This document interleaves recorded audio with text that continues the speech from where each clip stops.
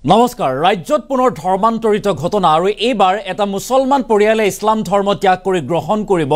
হিন্দু ধৰ্ম মজিবুৰ ৰহমানৰ পৰিয়ালে লৈছে এই সিদ্ধান্ত যে প্ৰত্যেক সম্পত্তিৰ বাবে এতিয়া ইছলাম ধৰ্ম ত্যাগ কৰি হিন্দু ধৰ্ম গ্ৰহণ কৰিবলৈ ওলাইছে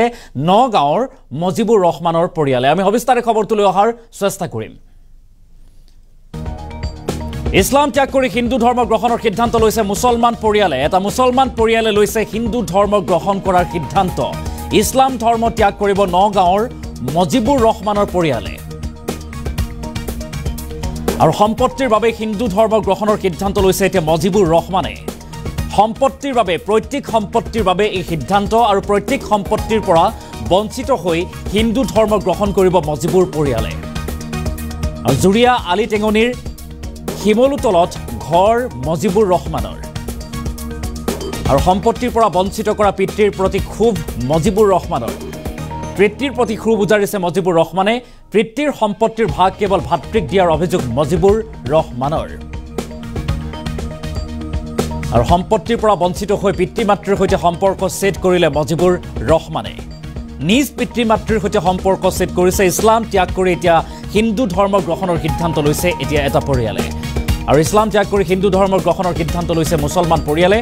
নগাঁৱত এই ঘটনা ৰাজ্যত পুনৰ ধৰ্মান্তৰিত ঘটনা ইছলাম ধৰ্ম ত্যাগ কৰিব নগাঁৱৰ মজিবুৰ ৰহমানৰ পৰিয়ালে আৰু সম্পত্তিৰ বাবে হিন্দু ধৰ্ম গ্ৰহণৰ সিদ্ধান্ত লৈছে মজিবুৰ ৰহমানে পুনৰবালে কৰিছো এটা অতিকে গুৰুত্বপূৰ্ণ খবৰ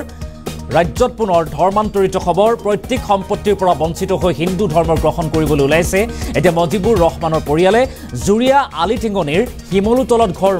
মজিবুৰ ৰহমানৰ আৰু এইগৰাকী মজিবুৰ ৰহমানৰ পৰিয়ালে এতিয়া সিদ্ধান্ত গ্ৰহণ কৰিছে যে ইছলাম ত্যাগ কৰিব ইছলাম ধৰ্ম ত্যাগ কৰি তেখেতে গ্ৰহণ কৰিব হিন্দু ধৰ্মকে নিজৰ ধৰ্ম হিচাপে আকোৱালি ল'বলৈ ওলাইছে বা উদ্যত হৈছে এইগৰাকী মজিবুৰ ৰহমান আৰু সম্পত্তিৰ পৰা বঞ্চিত হৈ পিতৃ মাতৃৰ সৈতে সম্পৰ্ক ছেদ কৰিছে মজিবুৰ ৰহমানে আৰু তাৰ পাছতে এতিয়া ইছলাম ধৰ্ম ত্যাগ কৰিবলৈ উদ্যত হৈছে আৰু তাৰ পাছতে গ্ৰহণ কৰিব হিন্দু ধৰ্ম ইছলাম ত্যাগ কৰি হিন্দু ধৰ্ম গ্ৰহণৰ সিদ্ধান্ত লৈছে মজিবুৰৰ পৰিয়ালে পুনৰবালে কৰিছো এটা ডাঙৰ খবৰ এই মুহূৰ্তত ইছলাম ধৰ্ম ত্যাগ কৰিব নগাঁৱৰ মজিবুৰ ৰহমানৰ পৰিয়ালে সম্পত্তিৰ বাবে হিন্দু ধৰ্ম গ্ৰহণৰ সিদ্ধান্ত লৈছে মজিবুৰ ৰহমানৰ পৰিয়ালে আৰু প্ৰত্যেক সম্পত্তিৰ পৰা বঞ্চিত হৈ হিন্দু ধৰ্ম গ্ৰহণ কৰিব মজিবুৰৰ পৰিয়ালে জুৰিয়া আলি টেঙনি হিমলুতলত ঘৰ মজিবুৰ ৰহমানৰ আৰু এইগৰাকী মজিবুৰ ৰহমানৰ পৰিয়ালে এতিয়া সিদ্ধান্ত লৈছে যে ইছলাম ত্যাগ কৰিব ইছলাম ত্যাগ কৰি গ্ৰহণ কৰিব হিন্দু ধৰ্ম মন্তব্য আছে আমি সেই মন্তব্য আগবঢ়োৱাৰ চেষ্টা কৰিম সম্পত্তি দিয়া নাই মানে আমি যে মাটিটো যে এক কাটা 10 টকা কিনি লৈছোঁ কাৰ পৰা কিনিছে দেউতাকৰ পৰা আমি এক কাটা 10 টকা কিনিছোঁ এইটো বোলে আমি আমাৰ তাত কম দৰত বিক্ৰী কৰিছে কম দৰত বিক্ৰী কৰিছে সেইকাৰণে আমাক সম্পদ দিয়া নাই আগতো দামটো কম আছিল এতিয়া বোলে আমাক মাটি নিদিয়ে আমাক যদি মাটি নিদিয়ে আমাৰ আগফালৰ মাটি আমি যিখিনি মাটিত পাৰা দিম সেইটো মাটি আমাৰ ৰাস্তাত ওলাম যেটো মাটি 15 লচা মাটি সেইটো মাটি বিক্ৰী কৰি দিয়া সেইটো কাক দিবলৈ ওলাইছে ইকৰামুলক দিবাৰে বিচাৰিছে আপোনাৰ যিগৰাকী ভাতৃ ইমদাদুল ৰহমান তেখেতক আপোনাৰ পিতৃয়ে সম্পত্তি দিছে মাটি বাৰী দিছে না মাটি বাৰী আমাক দিয়া নাই আপোনাৰ ভাতৃক দিছে নাই ভাইটিক দিছে নাই সিহঁতক দিছে আপোনাক দিয়া নাই আমাক দিয়া নাই এতিয়া আপুনি যিহেতু মাটি কিনি লৈছিলে এক কথা 10 লচুচা মাটি কিনি লৈছিলে এতিয়া আপুনি চৰকাৰলৈ কিবা আহ্বান জনাব নেকি সেই মাটিটোৰ ওপৰত এই চৰকাৰক আমি দি দিছোঁ চৰকাৰে বিক্ৰী কৰি চৰকাৰে আণ্ডাৰক আমাক লৈ যাব লাগে আমি সেইখিনিতে আমি থাকিম এইটো মাটি চৰকাৰে বিক্ৰী কৰিব মানে আপুনি পিতৃৰ পৰা যি 1 কথা 10 লচা মাটি ক্ৰয় কৰিছিলে সেই মাটিটো চৰকাৰক দি দিব আৰু চৰকাৰে আপোনাৰ কাৰণে এটা বেলেগ এটা মাটি আপোনাক চাই দিব লাগে আপুনি তেওঁলোকৰ আপুনি পিতৃ মাতৃৰ লগত নাথাকে আৰু না আমি নাথাকোঁ আমাক দুই সম্পদ দিয়া নাই সম্পদৰ পৰা বঞ্চিত কৰিছে আমি দেউতা বুলি স্বীকাৰ নকৰোঁ আমি দেউতা আমি বুলি ত্যাগ কৰি দিছোঁ আমি হিন্দু ধৰ্ম আমি কৰিম আপোনাক সম্পত্তি দিয়াৰ কাৰণে আপুনি এবাৰ হিন্দু ধৰ্মলৈ হিন্দু ধৰ্মত আহি যাম এইটো উপযুক্ত শাস্তি আমাক যে জন্ম দি পেলাই সম্পদ দিয়া নাই এইটো চৰকাৰে এইটো উপযুক্ত বিচাৰটো দেউতাক কৰিব লাগে আপুনি অকলে আহিব নে আপোনাৰ যি সংসাৰ আছে আপোনাৰ পত্নী পুত্ৰ সকলো আহিব হিন্দু ধৰ্মলৈ এইটো আমাৰ যে কেইটা পৰিয়াল আছে পৰিয়াল আছে ল'ৰা ছোৱালী আছে সেইটোহে আহিব আমিতো এই মাইকীৰ কথাটো আমি ক'ব নোৱাৰিম সেইটো আপোনাৰ লগত আপোনাৰ সন্তান গুচি আহিব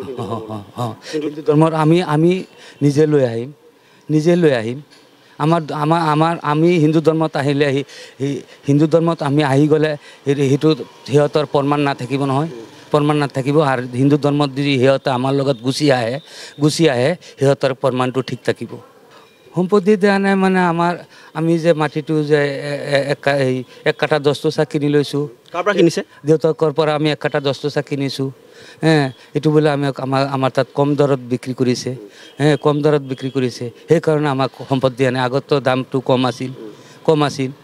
এতিয়া বোলে আমাক মাটি নিদিয়ে আমাক যদি মাটি নিদিয়ে আমাৰ আগফালৰ মাটি আমি যিখিনি মাটিত পাৰা দিম সেইটো মাটি আমাৰ ৰাস্তাত ওলাম যিটো মাটি 15 লোচা মাটি সেইটো মাটি বিক্ৰী কৰি দিয়ে কাক দিবলৈ ওলাইছে ইকৰামুলক দিবলৈ বিচাৰিছে আপোনাৰ যিগৰাকী ভাতৃ ইমদাদুল ৰহমান তেখেতক আপোনাৰ পিতৃয়ে সম্পত্তি দিছে মাটি বাৰী দিছে না মাটি বাৰী আমাক দিয়া নাই আপোনাৰ ভাইটিক দিছে নাই ভাইটিক দিছে নাই সিহঁতক দিছে আপোনাক দিয়া নাই আমাক দিয়া নাই এতিয়া আপুনি যিহেতু মাটি কিনি লৈছিলে 1 কঠা 10 লচুচা মাটি কিনি লৈছিলে এতিয়া আপুনি চৰকাৰলৈ কিবা আহ্বান জনাব নেকি সেই মাটিটোৰ ওপৰত এই চৰকাৰক আমি দি দিছোঁ চৰকাৰে বিক্ৰী কৰি চৰকাৰে আণ্ডাৰক আমাক লৈ যাব লাগে আমি সেইখিনিতে আমি থাকিম এইটো মাটি চৰকাৰে বিক্ৰী কৰিব মানে আপুনি পিতৃৰ পৰা যি 1 কঠা 10 টকা মাটি ক্ৰয় কৰিছিলে সেই মাটিটো চৰকাৰক দি দিব আৰু চৰকাৰে আপোনাৰ কাৰণে এটা বেলেগ এটা মাটি আপোনাক চাই দিব লাগে আপুনি তেওঁলোকৰ আপুনি পিতৃ মাতৃৰ লগত নাথাকে আৰু না আমি নাথাকোঁ আমাক দুই সম্পদ দিয়া নাই সম্পদৰ পৰা বঞ্চিত কৰিছে আমি দেউতা বুলি স্বীকাৰ নকৰোঁ আমি দেউতা আমি বুলি ত্যাগ কৰি দিছোঁ আমি হিন্দু ধৰ্ম আমি কৰিম আপোনাক সম্পত্তি দিয়াৰ কাৰণে আপুনি এবাৰ হিন্দু ধৰ্মলৈ হিন্দু ধৰ্মত আহি যাম এইটো উপযুক্ত শাস্তি আমাক যে জন্ম দি পেলাই সম্পদ দিয়া নাই এইটো চৰকাৰে এইটো উপযুক্ত বিচাৰটো দেউতাক কৰিব লাগে আপুনি অকলে আহিব নে আপোনাৰ যি সংসাৰ আছে আপোনাৰ পত্নী পুত্ৰ সকলো আহিব হিন্দু ধৰ্মলৈ এইটো আমাৰ যে কেইটা পৰিয়াল আছে ল'ৰা ছোৱালী আছে সেইটোহে আহিব আমিতো এই মাইকীৰ কথাটো আমি ক'ব নোৱাৰিম সেইটো আপোনাৰ লগত আপোনাৰ সন্তান গুচি আহিব হিন্দু ধৰ্মৰ আমি নিজে লৈ আহিম আমি হিন্দু ধৰ্মত আহিলে হিন্দু ধৰ্মত আমি আহি গ'লে সেইটো সিহঁতৰ প্ৰমাণ নাথাকিব নহয় প্ৰমাণ নাথাকিব আৰু হিন্দু ধৰ্মত যদি সিহঁতে আমাৰ লগত গুচি আহে সিহঁতৰ প্ৰমাণটো ঠিক থাকিব